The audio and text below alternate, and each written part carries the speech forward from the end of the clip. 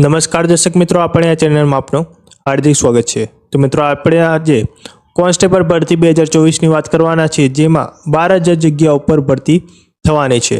તો કોન્સ્ટેબલ હથિયારીમાં કેટલી જગ્યાઓ રહેવાની છે, કોન્સ્ટેબલ બિન હથિયારીમાં કેટલી જગ્યાઓ રહેવાની છે, SRPFમાં કેટલી જગ્યાઓ રહેવાની છે અને PSIમાં કેટલી જગ્યાઓ રહેવાની છે। તો મિત્રો, આની સંપૂર્ણ માહિતી આપણે અહીંયા જોઈશું। તે પહેલાં જો મિત્રો તમે આપણે આ ચેનલને સબસ્ક્રાઇબ ન કરી હોય તો સબસ્ક્રાઇબ કરી લેજો, કારણ કે આ જ પ્રકારની અપડેટ અને માહિતી આપણે અહીંયા મૂકતા રહીએ છીએ।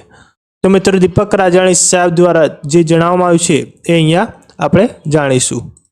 તો મિત્રો, દીપક રાજાણી સાહેબ દ્વારા એક ટ્વીટ કરીને જણાવવામાં આવ્યું છે, અંતે પોલીસ ભરતીની રાજ્ય સરકારની લીલી ઝંડી।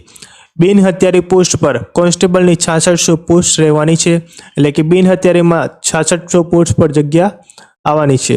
હથિયારી પોલીસ કોન્સ્ટેબલની વાત કરીએ તો 3302 પોસ્ટ પર ભરતી રહેવાની છે। SRPFની વાત કરીએ તો 1000 પોસ્ટ પર ભરતી રહેવાની છે અને જેલ સિપાહીની વાત કરીએ તો 1013 પોસ્ટ પર ભરતી રહેવાની છે।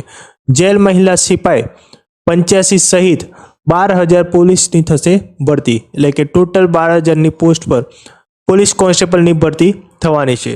ત્યારબાદ PSIની વાત કરીએ તો PSIની 350ની પરંતુ 472 પોસ્ટ માટે ભરતીની જાહેરાત થશે। હવે પોલીસ ભરતી બોર્ડ ગમે ત્યારે કરી શકે છે જાહેરાત। તો મિત્રો, દીપક રાજાણી સાહેબ દ્વારા જે ટ્વીટ કરીને જણાવ્યું હતું તે હું તમને જણાવી દીધું છે। તો મિત્રો, તમે આપણી આ ચેનલને સબસ્ક્રાઇબ ન કરી તો સબસ્ક્રાઇબ કરી લેજો અને આપણે આ માહિતી ગમી હોય તો વિડીયોને લાઇક કરવાનું ભૂલતા નહીં।